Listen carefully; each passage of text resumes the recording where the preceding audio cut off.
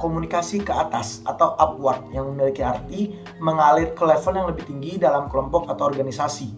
Hal ini bertujuan untuk memberikan feedback kepada atasan, memberitahu progres mereka, dan menyampaikan masalah perusahaan saat ini. Lalu bagaimana sih cara kita menyampaikan dan atau mengkomunikasikan dengan atasan?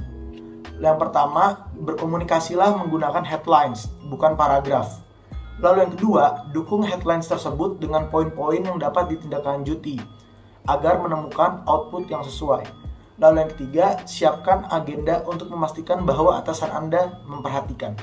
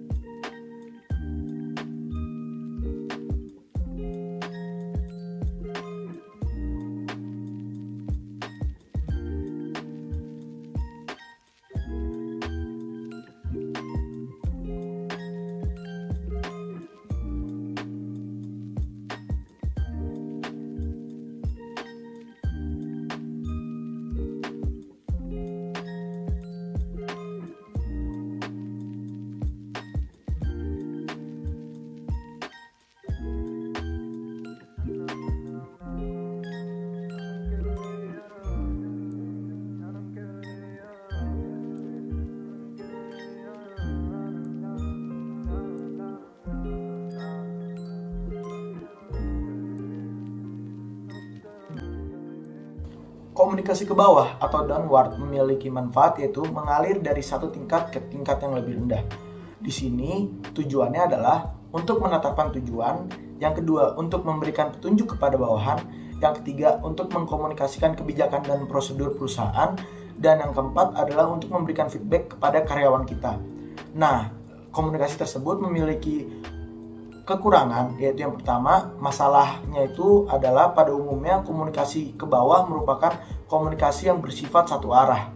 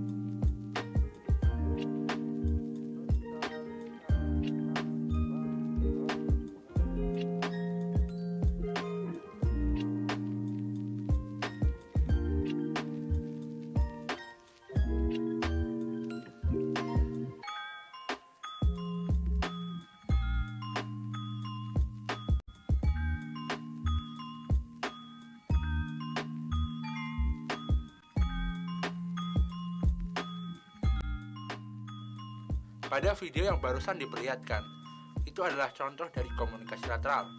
Komunikasi lateral adalah komunikasi yang terjadi di antara anggota yang sama, di antara anggota dengan tingkat yang sama. Seperti pada contoh video tadi adalah antar teman, antar mahasiswa, atau bisa juga antar manajer dan semacamnya.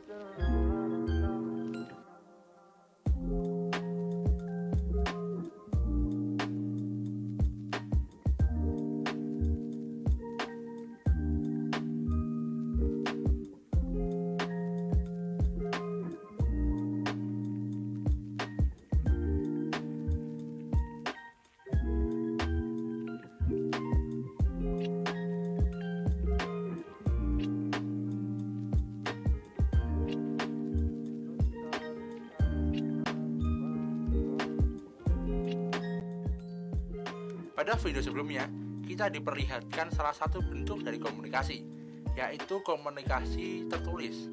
Komunikasi tertulis adalah komunikasi yang dilakukan lewat perantara tulisan, seperti pada contohnya adalah chat atau email atau surat dan semacamnya.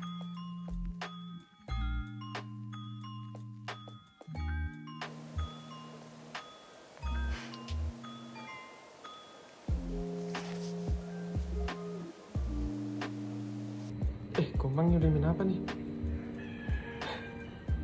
Lucu banget. Wih, ada berita COVID naik.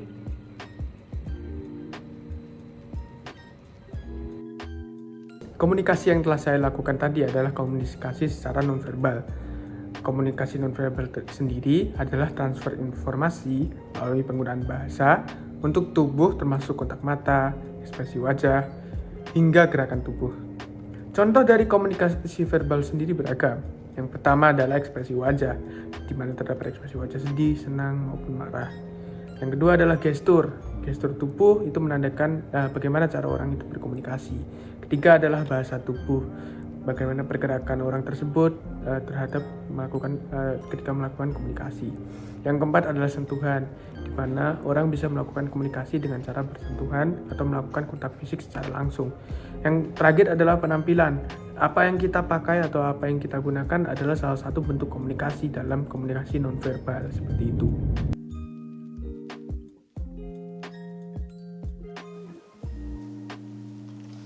Halo Gan, sorry ganggu nih. Aku boleh tanya tentang tugas nggak ya? Boleh Ki, gimana? Iya, aku mau tanya soal tugas manajemen tadi. Materi yang dibawain apa aja sih? Oh, untuk tugas manajemen, materi yang dibawakan tentang leadership nih. Oh oke Gan, kalau untuk deadline-nya kapan ya? Deadline-nya tanggal 16 Juni Ki. Oke, makasih ya. Yoi, santai aja Ki. Sama-sama. Ya, jadi komunikasi yang telah saya lakukan tadi adalah komunikasi secara lisan. Komunikasi ini merupakan komunikasi yang terjadi tanpa adanya perantara, jarak, dan alat atau media yang digunakan dalam berkomunikasi. Kelebihan dari komunikasi lisan adalah yang pertama menimbulkan timbal baik langsung tanpa perlu menunggu respon dari komunikasi. Yang kedua dapat memberikan penjelasan yang lebih rinci. Yang terakhir adalah jelas dan menimbulkan partisipasi atau tanggapan secara langsung dari komunikan. Kekurangan dari komunikasi lisan adalah memerlukan adaptasi atau penyesuaian kondisi dan situasi terlebih dahulu. Yang kedua adalah memerlukan suatu uraian dan penjelasan yang lebih detail. Dan yang terakhir adalah sulit untuk didokumentasikan tanpa ada bantuan recording. Jadi komunikasi secara lisan adalah komunikasi yang bentuk secara langsung ataupun bisa melalui telepon.